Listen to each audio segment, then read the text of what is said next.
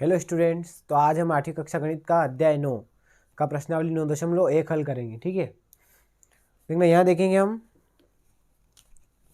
9.1 ही हमारा, जिसका पहला प्रश्न है निम्नलिखित व्यंजकों में से प्रत्येक के पदों एवं गुणांकों को पहचानिए।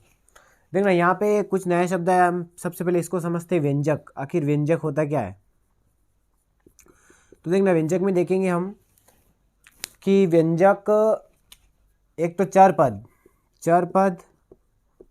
और अचर पद। ठीक है, चर यानी ए से लेके जेड तक जो एबीसीडी के अक्षर है इनको बोलते हैं हम चर, और अचर में अपने जो आते हैं गणित के अंक। ठीक है, 1 से लेके 0 से लेके कुछ भी हो सकता है, कुछ भी नंबर। ठीक है, जो भी हो। अब इन दोनों से मिलके जो बनता है, जैसे हमने यहाँ से जेड ले लिया और यहाँ से 2 ले लिया, तो 2 जेड इसके आगे लग गया, तो इसको हम क्या बोलते हैं?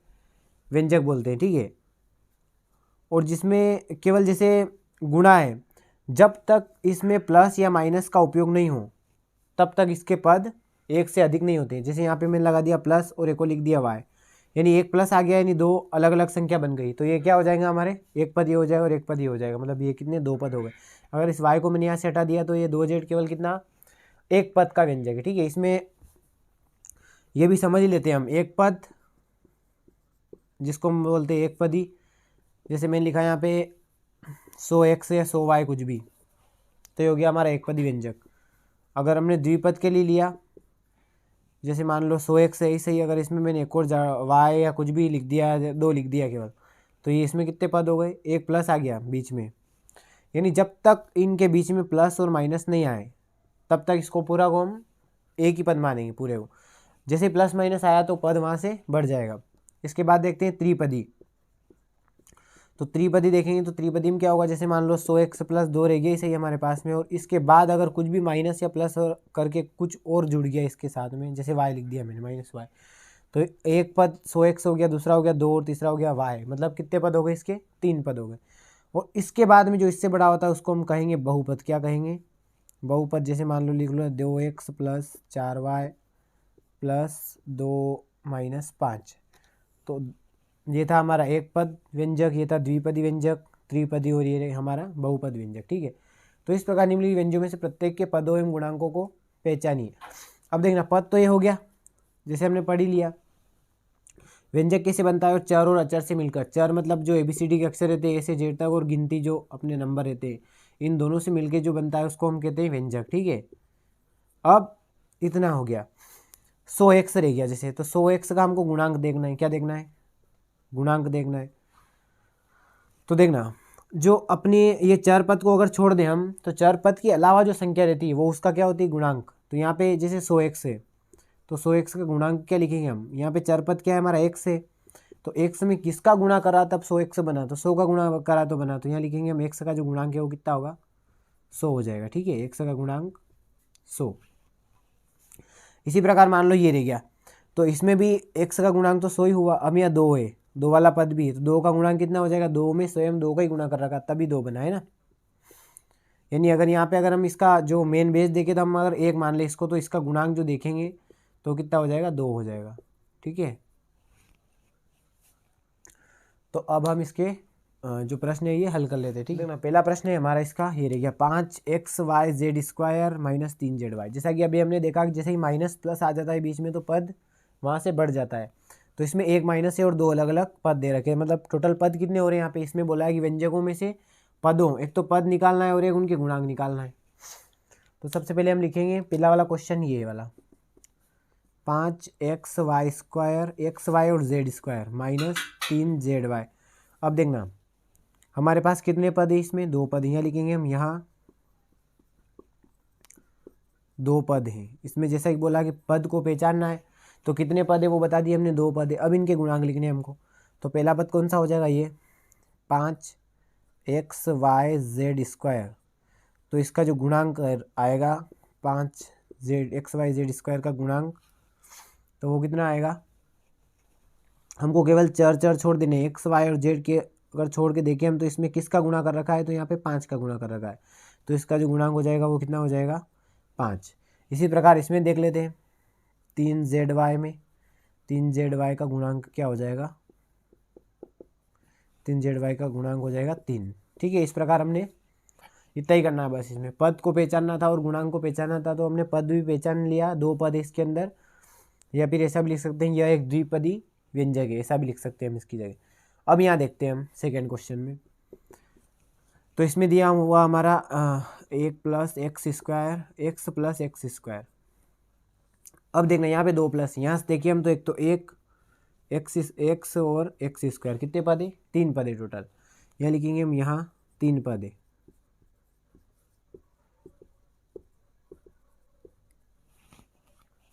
तीन पद हो गए।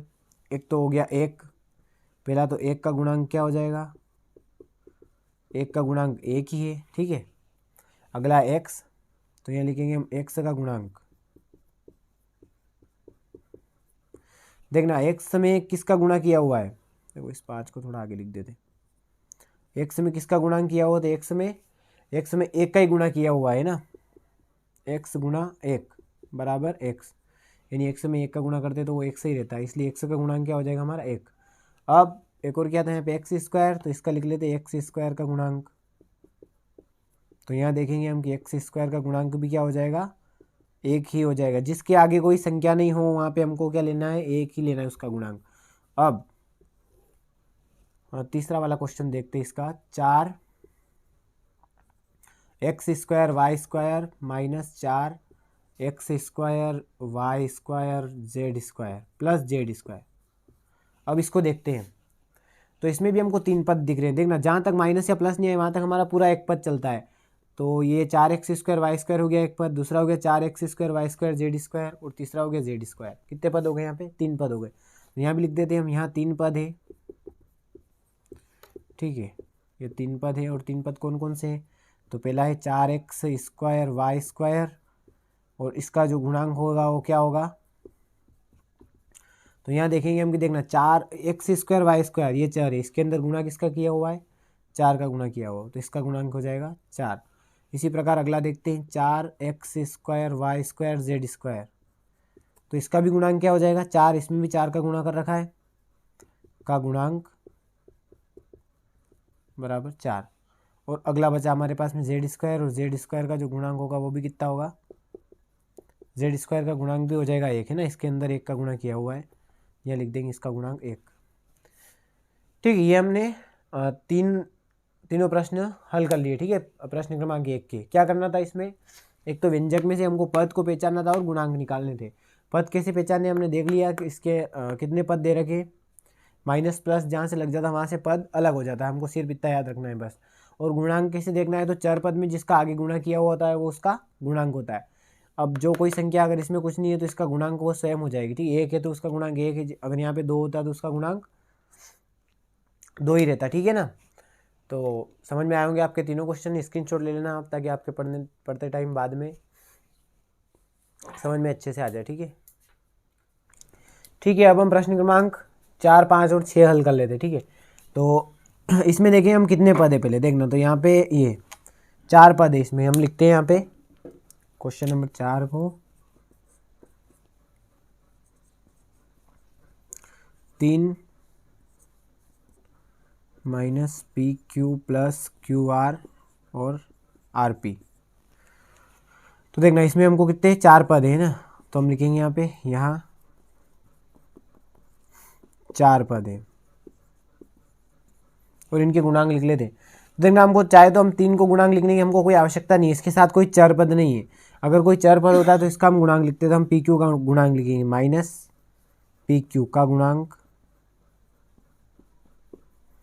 तो देखना यहाँ देखेंगे हम कि -PQ है, इसलिए -PQ है तो इसका गुणांक क्या हो जाएगा, -1 हो जाएगा। अगर ये प्लस का होता तो इसका जो गुणांक होता वो प्लस का ही 1 होता। अब यहाँ पे QR है, QR, तो QR का गुणांक क्या हो जाएगा, प्लस का 1 हो जाएगा, कुछ भी नहीं है तो।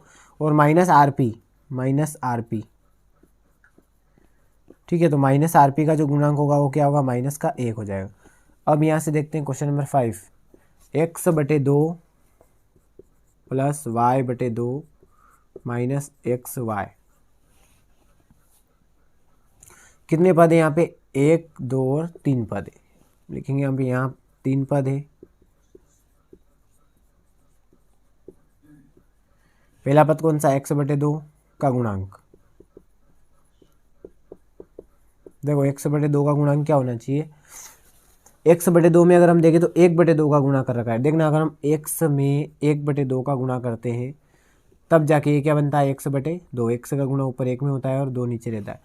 तो इस प्रकार x/2 का गुणांक जो क्या हो जाएगा, 1/2। इसी प्रकार y/2 है तो y/2 का गुणांक भी यही हो जाएगा, y/2 का गुणांक देखें हम तो ये भी क्या होगा, 1/2 ही होगा, है ना। इसमें भी 1/2 का गुणा कर रखा है।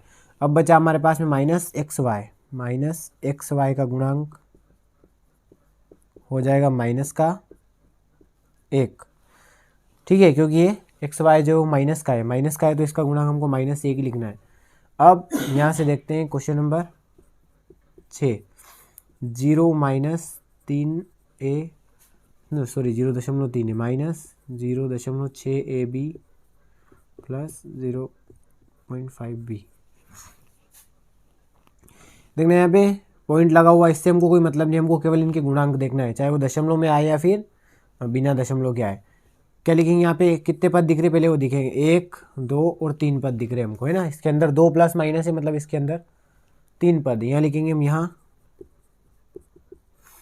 3 पद है और तीनों पदों के हमको क्या लिखना है, गुणांक लिखना है। तो सबसे पहले लिखेंगे 0.3a का गुणांक क्या हो जाएगा, हमको केवल गुणांक यानी चर पद छोड़ देना है, उसके अलावा जो बचता है वो क्या होता है, गुणांक। तो a को अगर यहाँ छोड़ दे तो इसका गुणांक हो जाएगा 0.3। ठीक है, इसी प्रकार हम अगले वाले को देखते हैं, 0. माइनस का आपकी बार में ना, तो माइनस है तो माइनस का थोड़ा विशेष ध्यान रखना है हमको, माइनस आता है तो इसको लगाना भूलना नहीं है। 0.6ab माइनस का गुणांक क्या हो जाएगा, इसको हटा दे केवल यहाँ तक, ab को यहाँ से हटा दे तो क्या बचा, 0.6 माइनस 0.6। इसी प्रकार अगला देख लेते हैं 0.5b, तो 0.5b का गुणांक क्या हो जाएगा, b को हटा दें यहाँ से तो 0.5। ठीक है, इस प्रकार हमारा पहला प्रश्न जो है वो पूरा हल हो चुका है। प्रश्न क्रमांक 1, 2, 3, 4, 5, 6। ठीक है, स्क्रीनशॉट ले लो आप इसका। ठीक है, तो अब हम प्रश्न क्रमांक 2 हल करेंगे। ठीक है, दूसरा प्रश्न देखेंगे, निम्नलिखित बहुपदों को एक पदी, द्विपद एवं त्रिपद के रूप में वर्गीकृत कीजिए और कौन सा बहुपद इन 3 श्रेणियों में से किसी में भी नहीं है। तो देखना, हम सबसे पहले एक पद लिख लेंगे इसमें से, फिर द्विपद लिख लेंगे और त्रिपद लिख लेंगे। इसके अलावा जो बचेगा वो किसी भी श्रेणी में नहीं है, लिख देंगे हम।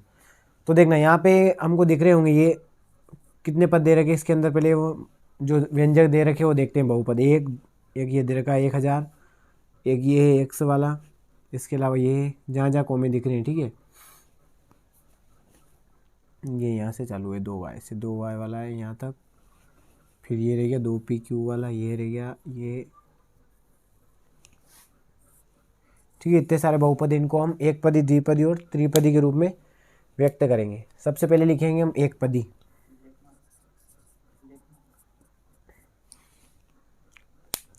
यहाँ लिखेंगे हम सबसे पहले एक पदी। ठीक है ना,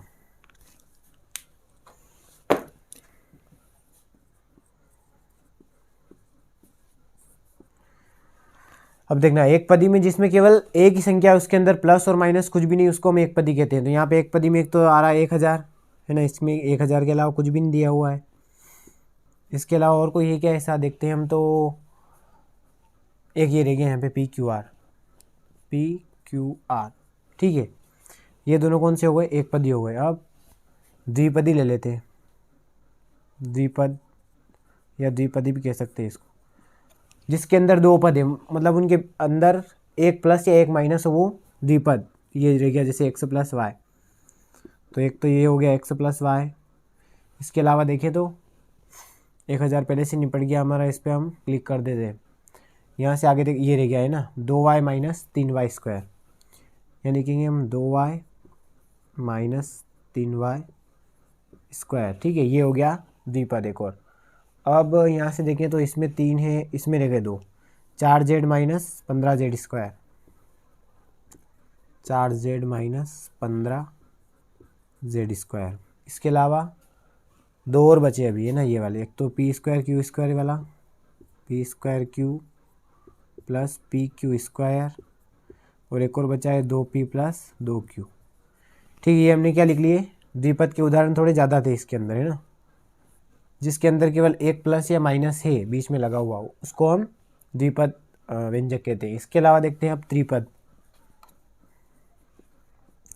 त्रिपद जिनके अंदर दो प्लस या माइनस है वो क्या कहलाएंगे, त्रिपद कहलाएंगे। तो देखना यहाँ पे देखिए हम, तो इसमें तो ज़्यादा आ रहे, 4 हो रहे, ये नहीं रहेगा, ये देंगे 7 प्लस वाई और प्लस 5x। ठीक है, इसके अंदर ये रह गए 3 पद, तो इसको हम कहेंगे त्रिपदी। अब इसके अलावा ये देखते हैं 2y माइनस 3y, इसमें भी 3 पद है, इसको लिखेंगे 2y minus 3y square plus 4y square, या 4y की घात 3 है यहाँ पे, ना क्यूब लगा हुआ।